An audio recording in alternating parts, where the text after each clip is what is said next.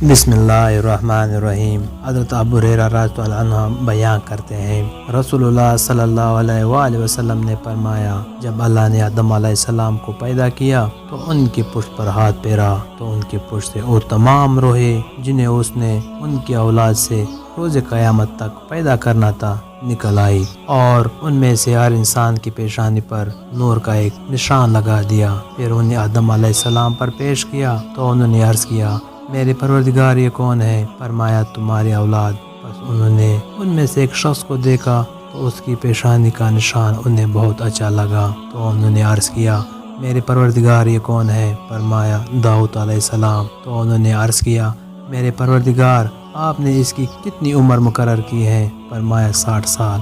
انہوں نے عرض کیا، پروردگار میری عمر سے 40 سال اسے مزید عطا فرما دے۔ رسول اللہ صلی اللہ علیہ وآلہ وسلم نے فرمایا، جب حضرت آدم علیہ السلام کی عمر کے 40 برس باقی رہ گئے تو مالک الموت ان کے پاس آیا تو آدم علیہ السلام نے فرمایا، کیا میری عمر کے 40 برس باقی نہیں رہتے؟ اس نے جواب دیا، کیا آپ نے وہ اپنے بیٹے داؤد علیہ السلام کو نہیں دیے تھے؟ آدم علیہ السلام نے انکار کر دیا۔ اسی طرح اس کی اولاد نے بھی انکار کیا۔ آدم علیہ السلام بھول گئے اور اس درخت سے کچھ کھا لیا تو اب اس کی اولاد بھی بھول جاتی ہے، اور آدم علیہ السلام نے خطا کی اور اس کی اولاد بھی خطا کار ہے۔ حضرت انس رضی اللہ عنہ بیان کرتے ہیں، رسول اللہ صلی اللہ علیہ وآلہ وسلم نے فرمایا، جب بندے کو اس کی قبر میں رکھ دیا جاتا ہے اور اس کے ساتھی واپس چلے جاتے ہیں تو ان کی جوتوں کی آواز سنتا ہے۔ اسی اثنا میں 2 فرشتے اس کے پاس آتے ہیں تو وہ اسے بٹھا کر پوچھتے ہیں، تم وہ شخص محمد صلی اللہ علیہ وآلہ وسلم کے بارے میں کیا کہا کرتے تھے جو مومن ہے؟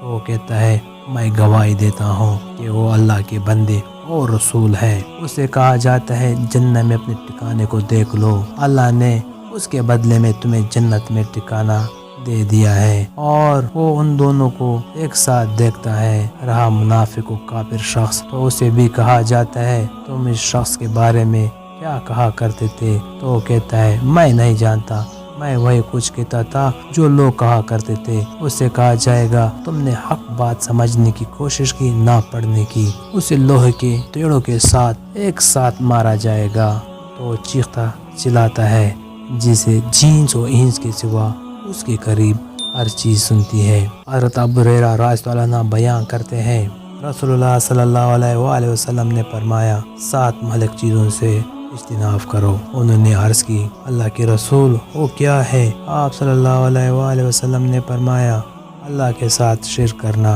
جادو کرنا، جس کے قتل کرنے کو اللہ نے حرام قرار دیا ہے، اسے ناحق قتل کرنا، سود کھانا، یتیم کا مال کھانا، معرکہ کے دن میدان جہاد سے پیٹ پھیر کر فرار ہونا، اور پاک دامن عورتوں پر تہمت لگانا۔ ویڈیو پسند آئے تو لائک کریں۔ Thanks for watching.